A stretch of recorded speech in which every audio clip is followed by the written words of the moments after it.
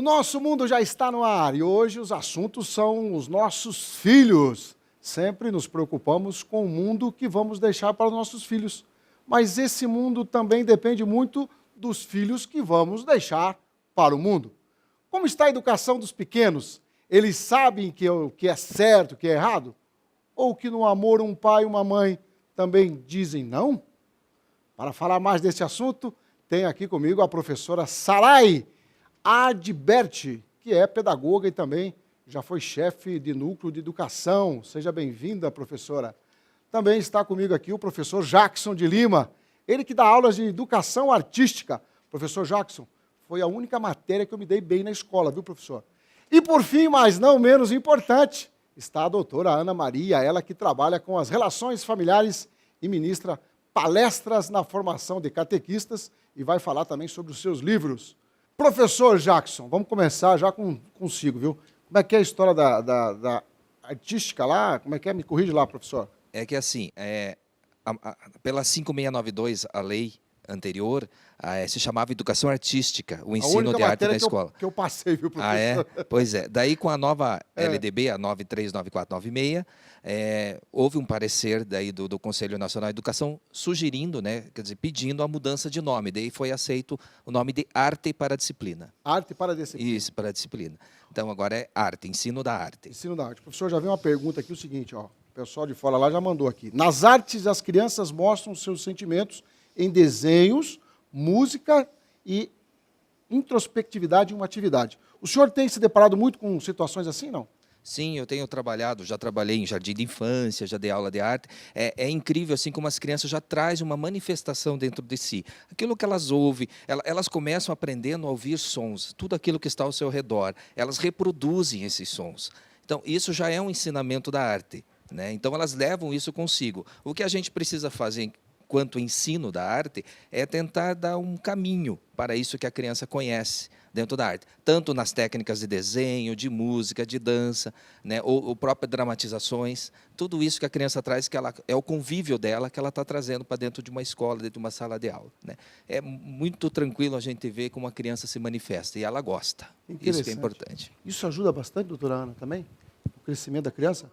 A arte contribui muito para você sentir como que a criança se posiciona com a família, na escola. Pelo desenho da criança, você percebe se ela está bem harmonizada com a família, está bem harmonizada na escola, pela forma como ela desenha. Se ela desenha sol, estrelinha, é porque ela está vendo a vida de uma forma mais bonita.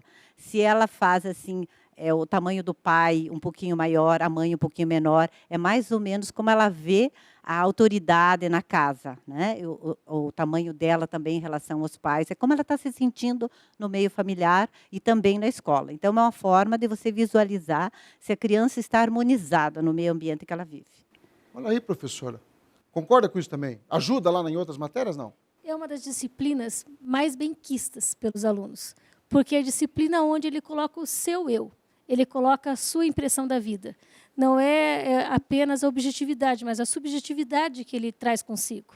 Então, realmente, é a disciplina onde os alunos têm prazer de estar na aula. E é também a nossa preocupação maior quando um aluno vai mal em arte. O que está acontecendo com esse aluno, com essa criança? Algum problema tem. E aí se percebe dessa forma? Consegue captar nisso? Na arte também? Você consegue perceber pela forma como a criança se manifesta no desenho, né?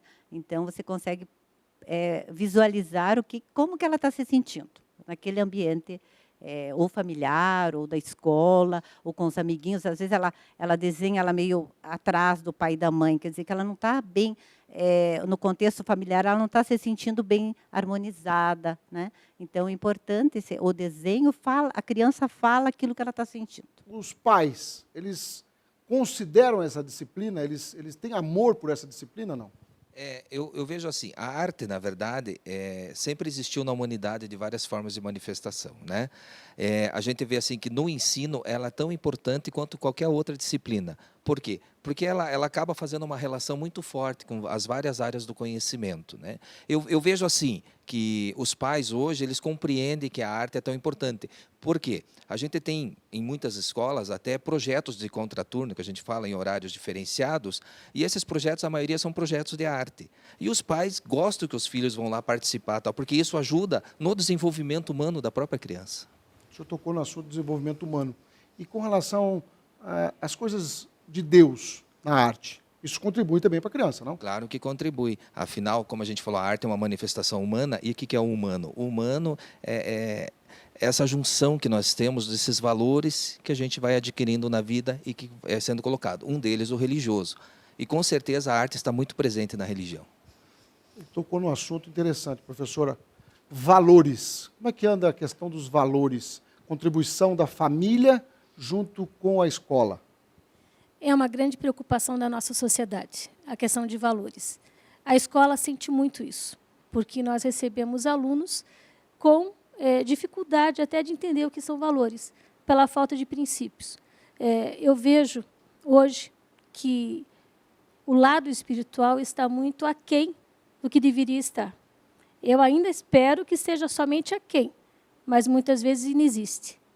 Então, nós sofremos na sociedade com a perda do valor religioso, com a perda espiritual. Eu creio, né, que nós fomos feitos à imagem e semelhança de Deus. E Deus nos deu essa sensibilidade. E essa sensibilidade ela é traduzida através de princípios e de ações.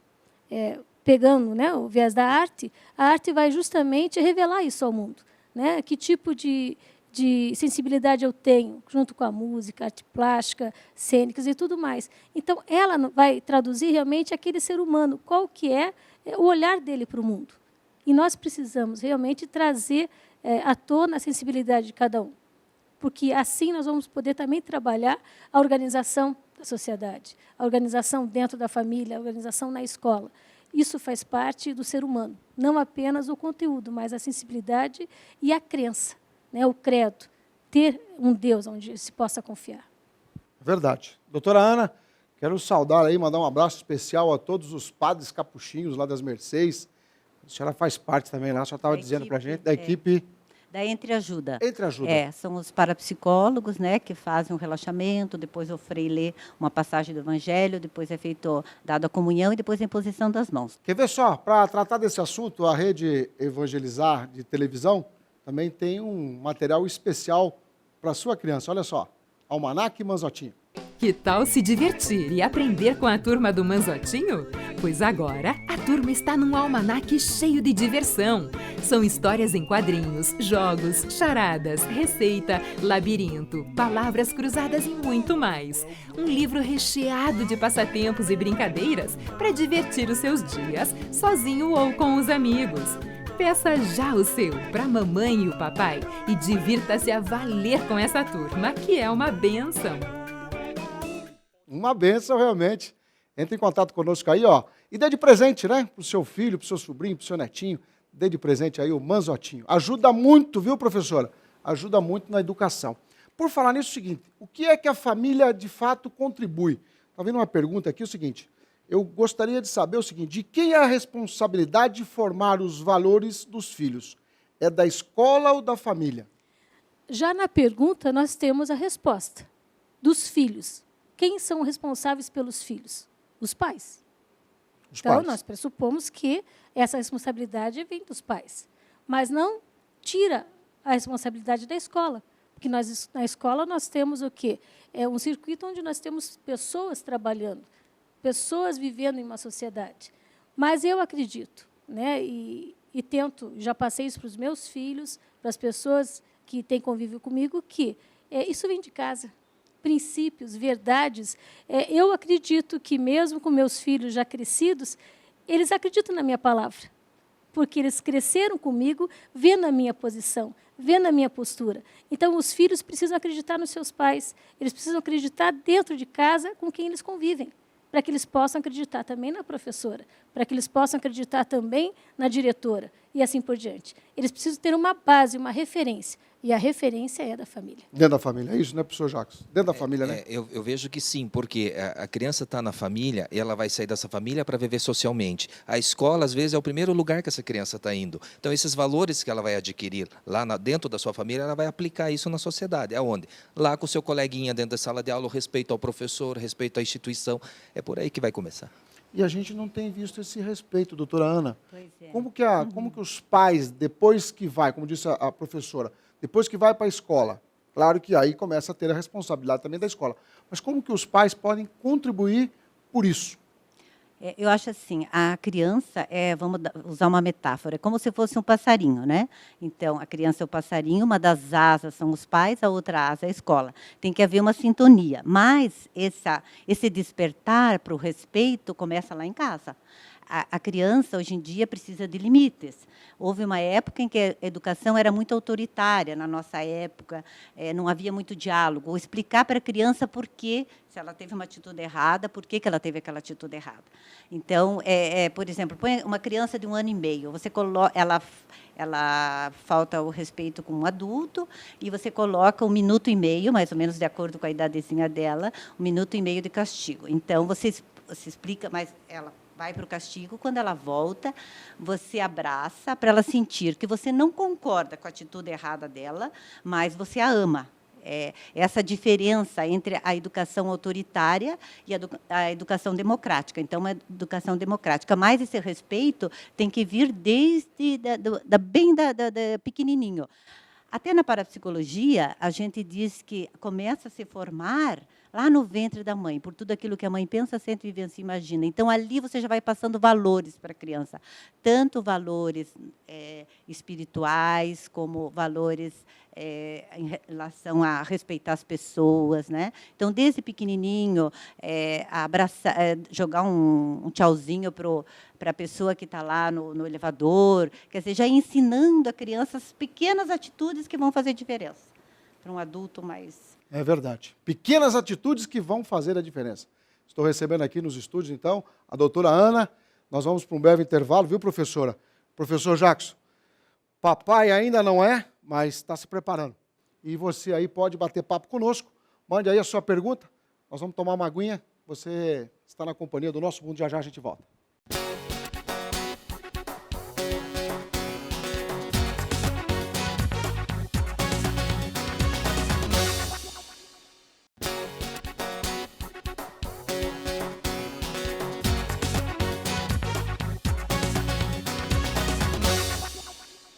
Estamos de volta com o Nosso Mundo. Muito obrigado a você que nos acompanha através da Rede Evangelizar de TV. Obrigado a você que se tornou sócio. Ah, você ainda não é sócio? Ah, vem cá, vamos evangelizar 24 horas aqui na TV Evangelizar. O assunto de hoje aqui é sobre a educação de nossos pequenos, como dar trabalho, educar essa criançada. E nos estúdios aqui, esse povo que já é mãe, né? E que está nos abrilhantando aí o programa. Vem uma pergunta muito interessante, professora, que eu queria que a senhora respondesse para a gente o seguinte, ó. Qual a importância do ensino religioso na vida de uma criança? Eu acredito que é de suma importância. Primeiro, porque eu pratiquei isso na vida dos meus filhos.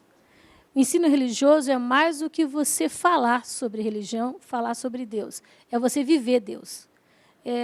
É uma coisa bastante inconsistente você falar que acredita em Deus, fala do amor de Deus e você não demonstra nada de Deus no seu relacionamento. Você não consegue ver o teu próximo com amor, você não consegue sentir compaixão de uma pessoa carente. Então, você prega um Deus distante, um Deus que não tem sentimentos. Então, eu acredito que quando você passa para o teu filho, para a tua filha, para os teus alunos, um Deus real, um Deus com sentimentos, um Deus que você convive com ele, você tem comunhão com ele, o teu aluninho, o teu filho vai querer, mamãe, professor, eu quero esse Deus também, porque esse Deus é diferente, é um Deus que está agindo com você, é um Deus que demonstra ações. Deus sem ações não é Deus, é mito, né? E mito não faz a diferença. Mito não faz a diferença. Está vendo, professor Jacques? Eu concordo. O ensino religioso, na verdade, vai trazer essa concepção de você entender o mundo e, principalmente, né, além de dar esses valores para as crianças, para os filhos, e trazer eles vivenciarem isso numa sociedade, é importante também eles aprenderem o valor de respeitar a diversidade religiosa.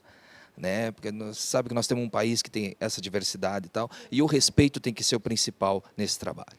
É verdade. Doutora Ana, espera só um pouquinho, que está chegando algumas perguntas aqui nas nossas redes sociais. Vamos ver o que é que a gente tem para cá hoje. Melissa Nakamura. Meu filho não quer ir para a escola de jeito nenhum.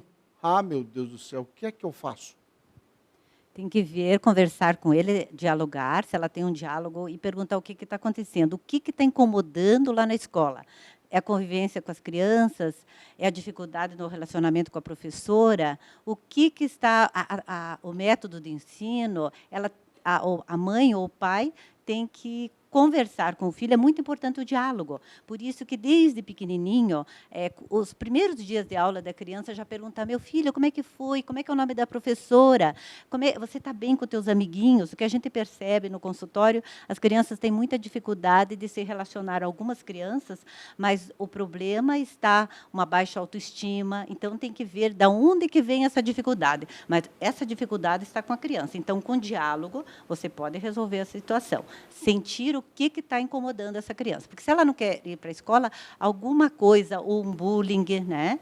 Alguma coisa está incomodando ela lá no período da escola, que ela não sente essa vontade, esse entusiasmo, que normalmente a criança deveria gostar do ambiente escolar, gostar de ir para a escola, gostar de aprender. Ô, professora, e quando chega com as birras lá, hein, professor, na porta da escola, hein? Como é que funciona? Sempre você tem que vencer um obstáculo, né? É. Com birra ou sem birra vai ter que ficar. A gente não faz a vida somente de coisas boas, tem as coisas difíceis que depois, mais tarde, vai ter o bom sabor. Mas é só acrescentando um pouquinho nessa fala, né? Quando meu filho não quer mais ir para a escola. Eu vejo muito importante, antes de você colocar seu filho em uma escola, você deve conhecer a escola. Sendo essa escola pública ou da rede particular, você precisa conhecer essa escola.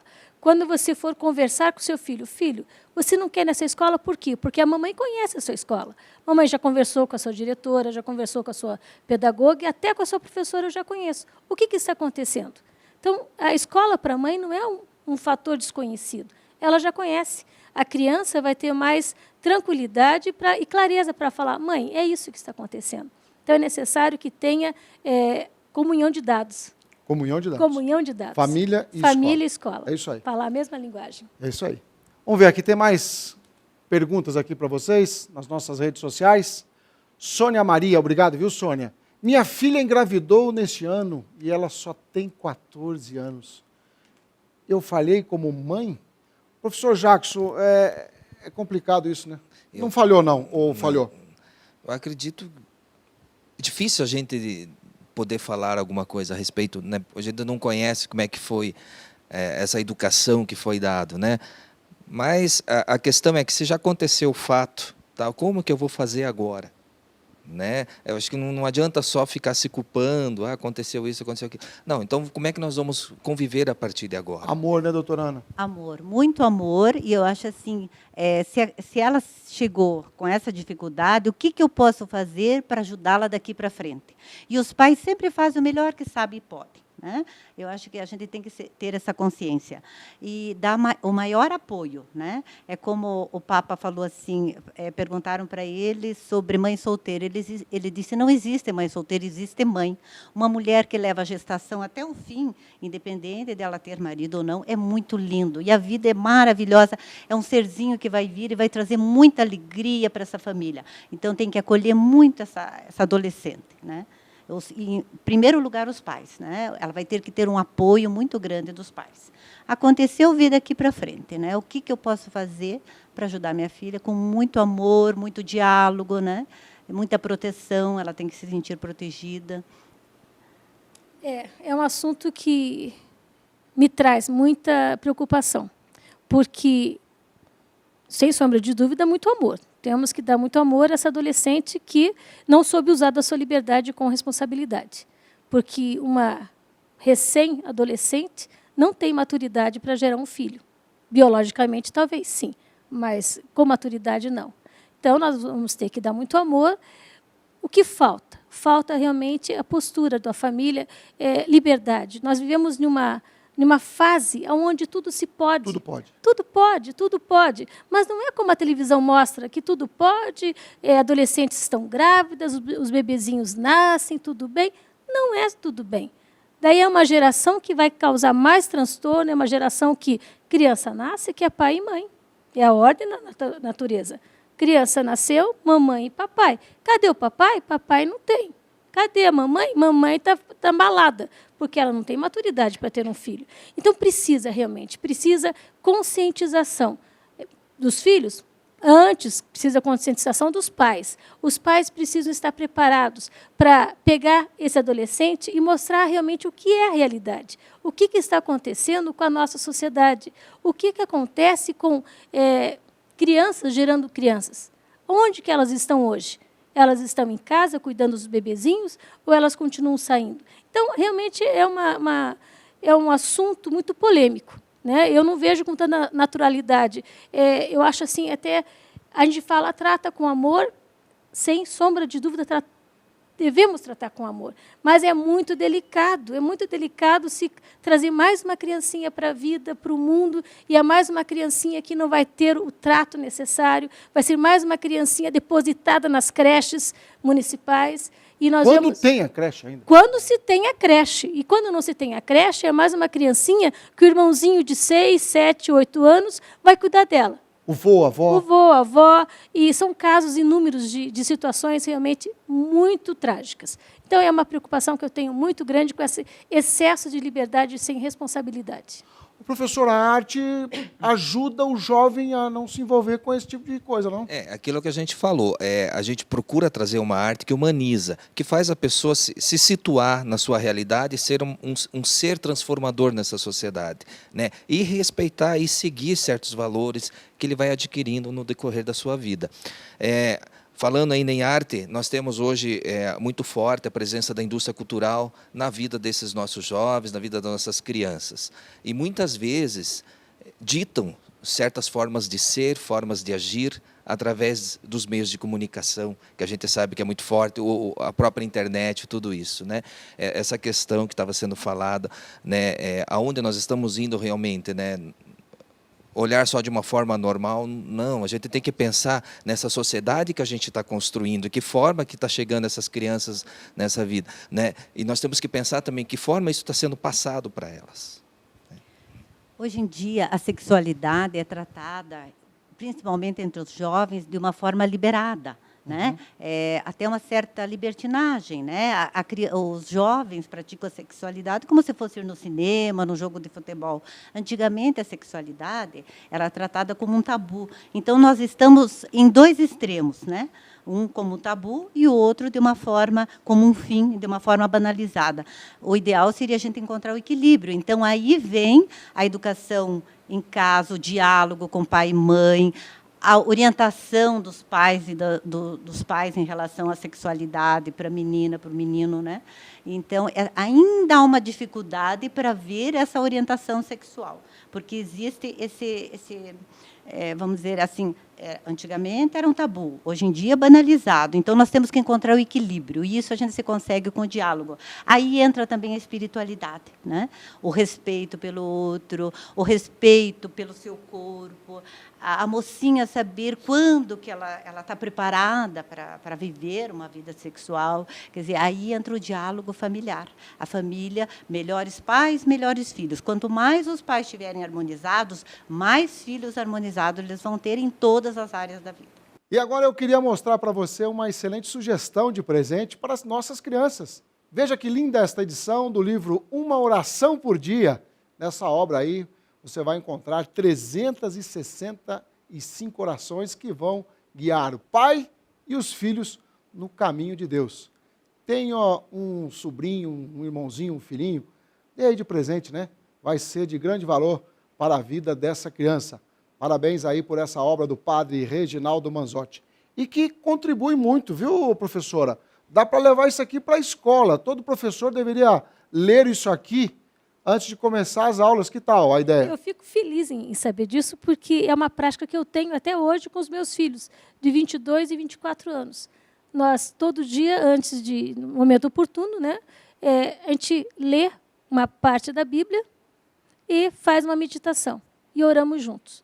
Então, é algo fundamental, né? É aquele momento muito peculiar e gostoso, que faz a diferença, né? É a pitada da espiritualidade que faz a diferença numa família. Pitada de espiritualidade, é isso que nós aqui da Rede Evangelizar queremos para todas as crianças do Brasil, porque realmente a gente vê aí as crianças sofrendo, né? O mal do mundo. Temos aqui muitas perguntas que vieram para fazer para vocês, mas o nosso tempo está acabando. Professor Jacques, eu queria as suas considerações finais e agradecer já pela sua presença aqui conosco. Eu que agradeço a oportunidade de poder estar aqui, dividindo junto aí com as minhas colegas aqui falando. Foi muito bom a gente poder falar um pouco de educação, falar um pouco de família, falar sobre a sociedade e acreditar que é possível mudar.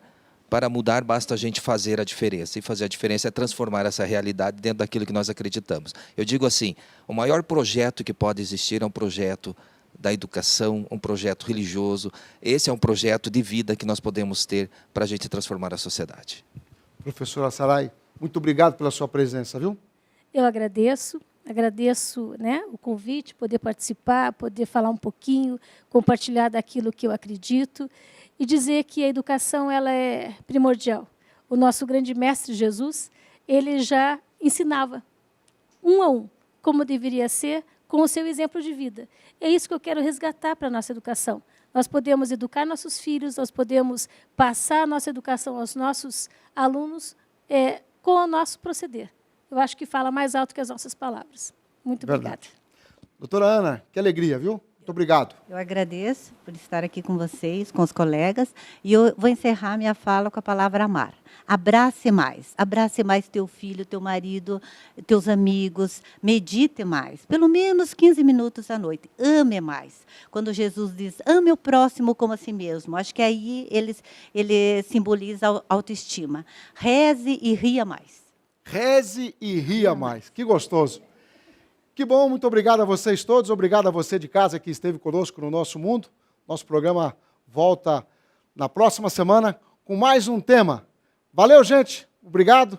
Fica aí conosco na Rede Evangelizar de TV. Até o próximo.